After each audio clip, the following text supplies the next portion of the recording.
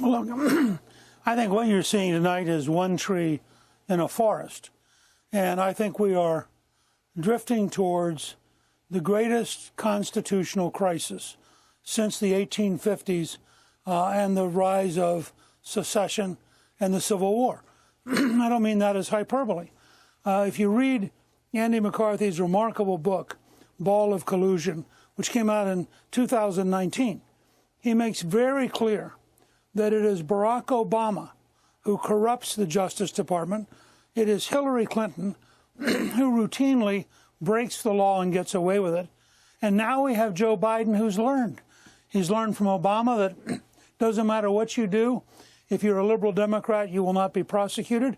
He learned from Hillary that a person in high public office can get millions and millions of dollars.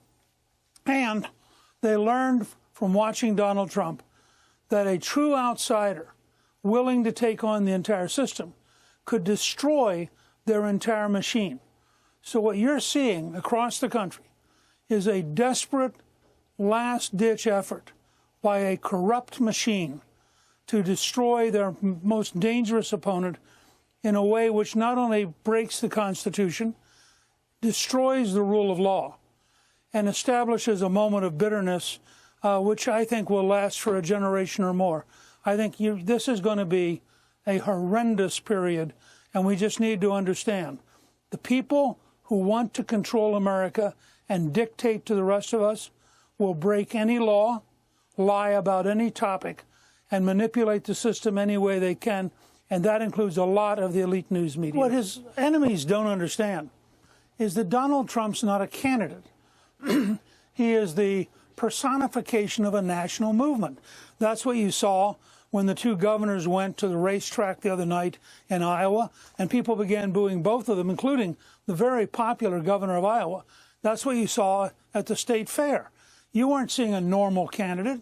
You were seeing a person who personifies for 45 or 50% of the country their hope that they can save the country from what they see as a stunningly corrupt, bad machine trying to control their lives. So let me give you an example. In 1978, when I was running and finally winning after 2 defeats, Dick Cheney was running for the first time in Wyoming. He had a heart attack. His wife helped invent cardiacs for Cheney. And so people who had heart problems all over Wyoming began campaigning for Dick because he was in a hospital recovering. I think if they get Donald Trump locked into a room, they're going to find 5, 10, 15 million Americans willing to campaign as Trump surrogates, willing to go out there and say, I'm going to work for him because I'm not going to let him be defeated by a totally corrupt person. But I'll go a step further. I really believe that the Republicans in the House should cut off Jack Smith's money. I think that his last day on the payroll should be September 30th.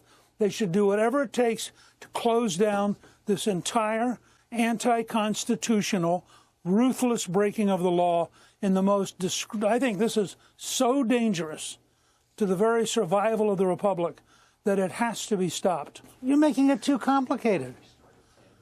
They're crooks. They lie. Since they're crooks and they lie, what you just described were crooks who were lying. Now, the problem for the American people is we really can't quite believe that people in public office, I mean, Hillary's the same way. Hillary made $37 million as Secretary of State by selling 20% of America's uranium to a Russian company, which gave the Clinton Foundation $37 million. They just lie. These people are bad people doing bad things, and that's why we're headed towards the greatest constitutional crisis since the Civil War. Because at least half the country now, despite every effort of the New York Times and every effort of the Washington Post and every effort of the big networks, the country itself is beginning to come to grips with the fact that they have in the White House a corrupt family which has been willing to sell out America to China, Russia, Ukraine, Romania, Kazakhstan, and then lie about it. Look, there's a simple test. Challenge these left-wing crazies to try Donald Trump in West Virginia. Now, if it's okay to try him in D.C., where he got 5% of the vote, why isn't it okay to try him in West Virginia, where he got 70%? And, of course, none of them would want to try him in West Virginia because you could never convict him, period. And the fact is, the average American knows if you're in a jury pool, which was 19-1 for Biden over Trump, that is not a fair jury. That's not an honest jury. That's not a jury of your peers. That is a rigged game by a really bad person. Remember, Jack Smith was repudiated unanimously by the Supreme Court for destroying Governor Bob McDonnell. He literally changed the law in order to destroy Governor McDonnell, and the Supreme Court repudiated him. Didn't help McDonnell. He was out of office. He had already been smeared. But this is the guy they chose, and then he chose D.C. at 19-1 against Trump in order to try this case. It just tells you that this is a corrupt system doing corrupt things, and frankly, I think Republicans are going to have the guts to stand up and say, no, this is over. And the first place to do that is the budget started and just cut off the money on September 30th.